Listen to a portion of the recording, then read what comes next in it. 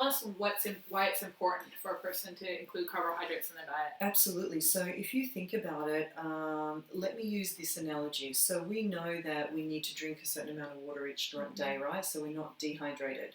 So let's say you jump in the sauna and you sweat out, sweat out, sweat out, and then you get on the scale and you will see that you weigh less than when you went into the sauna, right? But we know that that is not true. Well, some of us know that that's not true weight loss. We're not burning off fat when we do that. We are just sweating out water and we're now dehydrated.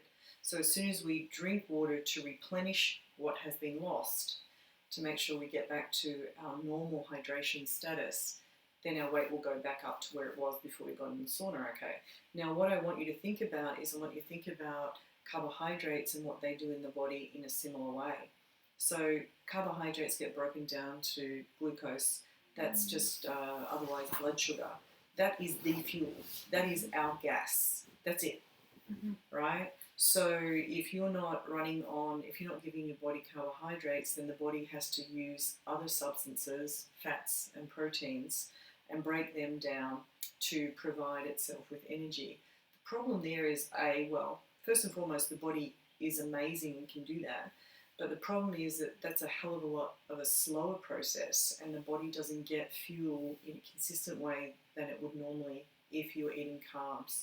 All right, so it's sluggish fueling, it's not efficient, and quite frankly, the body doesn't like it. The body doesn't like it because the brain actually can only and will only use blood glucose from carbs to fuel itself. So if you're on a low carb diet, your brain is literally not getting the fuel that it needs because you're not providing it in the format that it can convert. So you're going to end up with some kind of fogginess, cognition challenges, etc. So those are just a couple of the foremost things, but I think the big thing for me that is very compelling is around exercise or just activity. So here's the big thing that people forget about is, I use the hydration and dehydration as an example, where it's got nothing to do with fat on the body, nor does it have anything to do with muscle mass on the body. But on the scale, it will show a different number between being hydrated and dehydrated. Right. Now, there's another part of eating carbs that's essential to us. When we eat carbs, the body takes what it needs for immediate use, and then for what it may need over the next 2 or 3 or 4 hours until the next meal, what the body does in a very clever way is it stores that temporarily in our muscles and in our liver in a form called glycogen. If you just think about, something that's liquid that goes to like a gel form so it can be stored in the muscle. Okay, so this is all very natural and absolutely essential. So what happens, 2 hours after a meal, as your blood sugars start to drop, then the body says, okay, glycogen that we just put in the muscles and the liver, let's release that back into the blood system and keep those blood sugars where they need to be. Beautiful system, love it. Here's the problem, or at least the perceived problem with this.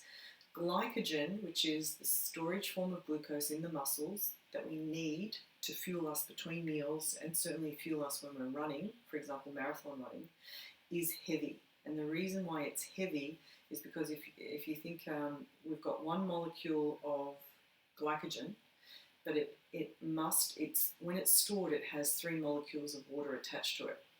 Long story short, all that means is that there's a lot of water that is also stored along with the glycogen to hold it in its storage form. All very natural, all very essential. Here's the trick. If you put yourself on the scale and weigh yourself when your body has full glycogen stores in it, which is ideally what we want, and then you go on a low-carb diet and you deplete all those glycogen stores, which is not what we want. Right. That's not an ideal state of being, but many people walk away perpetually in that state, around perpetually in that state, then you're going to see a big difference on the scale. So this is when people go on a paleo diet or an Atkins diet and they start by taking out all the carbs and they lose 5 or 10 pounds in the first week. And they're like, my God, this is working. This is so great. But guess what? You may have lost a little tiny bit of body fat, but you just lost 5 or 10 pounds of glycogen. Right. So you're actually walking around in a unfueled or low-fueled manner in the same way that you might be walking around being dehydrated. It's not the natural state of being. Right. That's a really long explanation around the physiology, But people don't know that, they don't understand that, and this is where it's dangerous to judge our bodies on just a number on a scale, because it tells us nothing about the muscle mass and healthy fat that we need on the body. And also, we need water in our body, we need to be hydrated, and we need glycogen stores. And far too many people are kind of basically getting rid of the glycogen stores. And you can feel it if you've ever tried to walk up the subway stairs, for example, and your legs feel like lead. That's an indication that you're completely out of glycogen stores. Or if you're running and you hit the wall where your body just won't go anymore, you're completely out of glycogen stores. That's why athletes build up their ability and they carb load. That's the whole physiology behind that.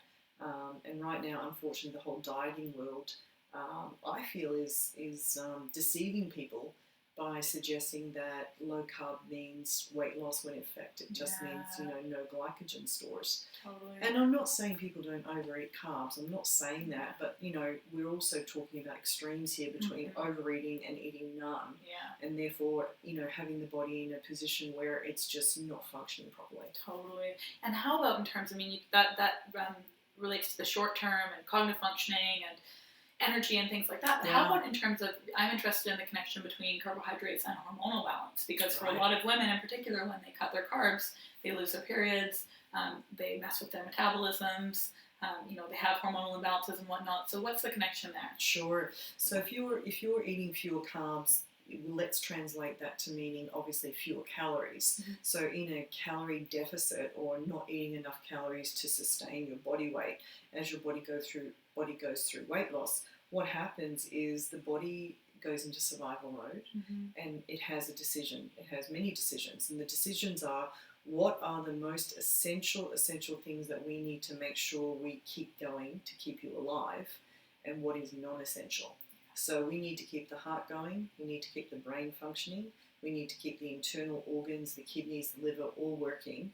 But what could we let go of if we really needed to? And first and foremost, menstrual cycle. A, takes a lot of energy to have a menstrual cycle, and B, if you're below weight and you do get pregnant, the chance of you being able to sustain a healthy pregnancy decreases.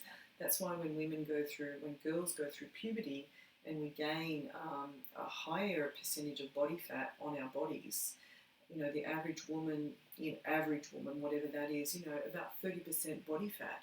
We're designed to have that because whether we like it or not, we're biologically being set up to protect a pregnancy in the future.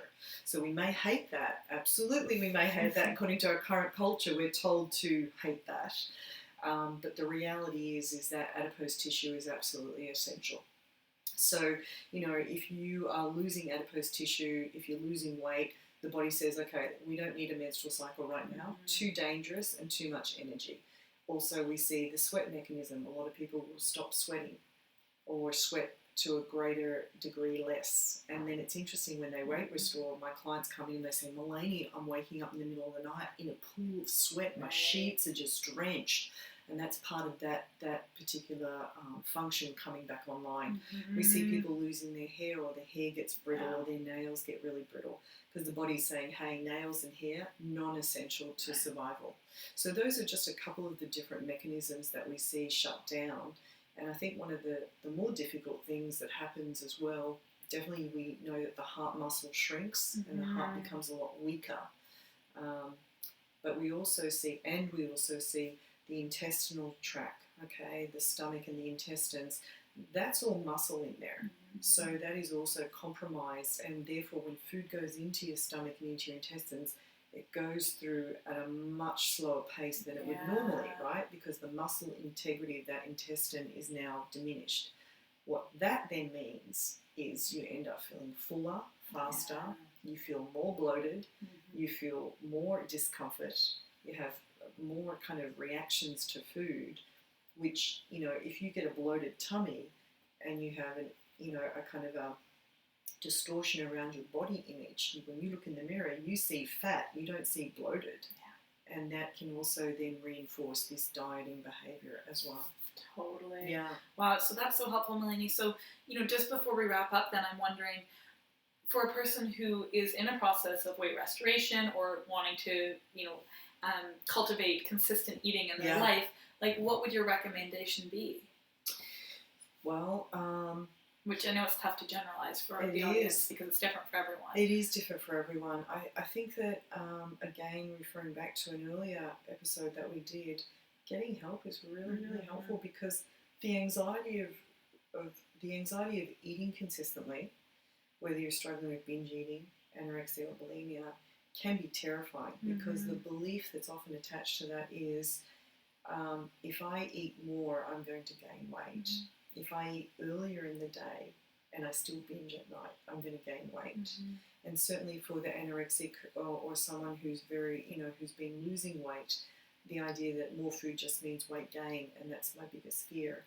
So it's very difficult to eat consistently and to weight restore on your own. So I guess what I want to say is give yourself a break. If you can try and do it on your own, but the anxiety and the way that the brain chemistry is working is going to work against you and make that almost not impossible, but it's going to make it so treacherous, which is why we have extra support and extra services out there, because to get out of the way of your own anxiety to actually follow through on consistent eating or weight restoration is extremely difficult. Certainly. So, if a person were wanting to give it a whirl on their own, would you suggest like eating every few hours? Yep. Would you suggest, 3 meals, 3 snacks? Like what would be a place for somebody to start? Absolutely. And I think the big thing that most nutritionists are known for saying is 3 meals and 3 snacks. And it's true. And the reason for that is because we want to keep your blood sugars nice and level throughout the day. And so that's why the consistent eating, it could be every 3 to 4 hours, could be every 2 to 3, depending upon what's going on. We want to get your systems back online. We want to get your metabolic rate back up to where it was, because it's shut down as well. And that is, I cannot tell you the difference that we see in our clients, even here at Balance, who after a week or even just 2 weeks of more consistent eating, and this is even if there's no weight change, cognitively and emotionally, they feel so much better. That's what they tell us. So we know that, all these things are integrated and they have a huge impact. Yeah, awesome. Okay, thanks so much, Melainie. Thanks, Megan.